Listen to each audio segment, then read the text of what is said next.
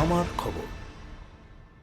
জাতীয় জাদুঘরের পর শান্তিনিকেতনের নন্দন গ্যালারিতে ব্রাহ্মী লিপির ক্যালিগ্রাফি প্রদর্শনী শুরু হয়েছে। ব্রাহ্মী লিপির ক্যালিগ্রাফি নিয়ে কাগজ এবং কাপড়ের উপর জাপানি সরঞ্জামের ব্যবহারে চিত্রলিপির মাধ্যমে ভারতীয় অন্তরাত্মার ঐতিহ্য রূপ ঐশ্বর্য ফুটিয়ে তুলেছেন রবীন্দ্র ভবনের স্পেশাল অফিসার নীলাঞ্জন বন্দ্যোপাধ্যায়।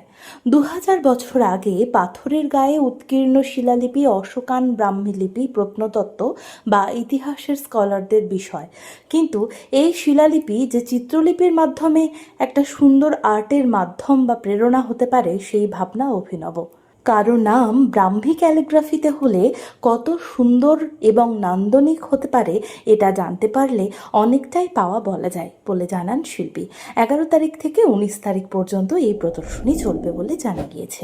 এটা তো আমাদের ভারতবর্ষের যে প্রাচীন লিপি ব্রাহ্মী, যার থেকে আমাদের অন্য সমস্ত প্রায় ভারতীয় লিপিগুলোর উদ্ভব হয়েছে, সেটা তো প্রাচীনকালে আপনি জানেন যে যারা লিপিকার ছিলেন তারা ছেনি দিয়ে বা কোনো একটা ধারালো কিছু দিয়ে পাথরের গায়ে খোদাই করতেন। সম্রাট অশোকের সময় এরকম প্রচুর শিলালিপি আমরা পাই, যেটাকে বলা হয় অশোকান ব্রাহ্মী। তো সেইটা বহু বছর, প্রায় 2000 বছর পর আমি সেই লিপিটাকে একটু চর্চা করে দেখলাম, লিপিটার চর্চা করে যে এত সুন্দর দেখতে একটা লিপি, এটা তো খুব ভালো করে একটা ক্যালিগ্রাফিক আকার দেয়া যেতে পারে ব্রাশ, তুলি দিয়ে এবং কালি দিয়ে।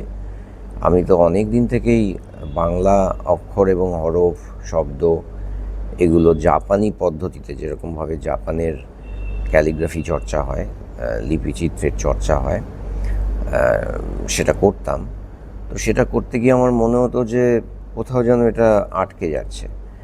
কিন্তু ব্রাহ্মীটা যেহেতু একটা পুরো ভারতবর্ষের নানা জায়গায় মানুষ, তার বিভিন্ন ভাষার মানুষ এই ব্রাহ্মীর সাথে নিজেদের সংযুক্ত করার একটা সুযোগ পান, আমার মনে হলো যে আমি কেন ব্রাহ্মী লিখতে পারবো না। এবং লিখতে গিয়ে মনে হলো যে আমি অনেক ভেবেছি যে কী দিয়ে লিখবো। পরে আমি ঠিক করলাম যে এটা তুলি দিয়ে লেখা উচিত, এবং আমি তো খুবই আনন্দিত যে আমি ব্রাহ্মী এভাবে লিখতে পারছি, এবং সেটা যে এত সুন্দর দেখতে আমাদের দেশের লিপি।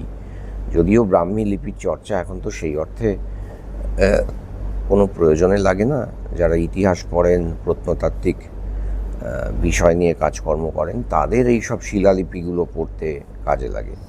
কিন্তু তার বাইরেও, এই একাডেমিক প্রয়োজনের বাইরেও যে একটা নান্দনিক দিক ব্রাহ্মীর আছে, সেটা এত বড় করে লিপিগুলোতে লেখাতে একটা অন্য আনন্দ আমার মনে হচ্ছে। এবং ব্রাহ্মী আমরা যেখানেই দেখি খুব ছোট ছোট করে লেখা, কিন্তু সেটাকে একটা বাড়ালে তার যে রূপ, তার যে গতি এবং তার যে ভিতরের ভাবটা, আত্মাটা, সেটা খুবই সুন্দর। এবং আমি এখন এখানে যে প্রদর্শনী করেছি তার বিষয়টা মূলত ভগবদ্গীতার 16 যে চ্যাপ্টার আছে, অধ্যায় আছে, সেখানে দৈব গুণ, যে মানুষের কি কি গুণ থাকলে সে একজন খুবই সফল মানুষ হয়ে উঠতে পারেন, দৈব গুণগুলো কী। তো সেই গুণগুলো আমার মনে হয়েছে প্রকারান্তরে ভারতবর্ষেরই গুণ। তো সেই ভগবদ্গীতার 16 অধ্যায়ের 26টা শব্দ নিয়ে আমার এই ব্রাহ্মী লিপির প্রদর্শনী। কদিন চলবে দাদা এটা? এটা তো 19 তারিখ অবধি চলার কথা, 11 তারিখ থেকে কলাভবনের নন্দন এটা হচ্ছে। মাননীয় উপাচার্য মশাই আমাকে অনুমতি দিয়েছেন, এবং কলাভবনের মাননীয় অধ্যক্ষ মহাশয় তিনি এটার সমস্ত ব্যবস্থা করেছেন, ছাত্রছাত্রীরা সেটাকে সাজিয়েছে।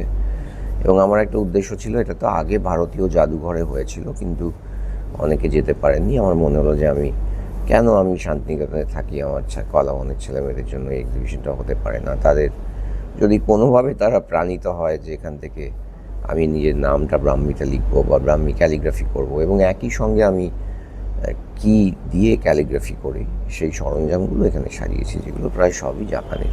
কৃষকের কঠোর পরিশ্রমে তৈরি সেরা ধানের নির্ভরযোগ্য বিশ্বাস, আধুনিক মেশিনে প্রস্তুত ভিকে গোল্ড রাইস।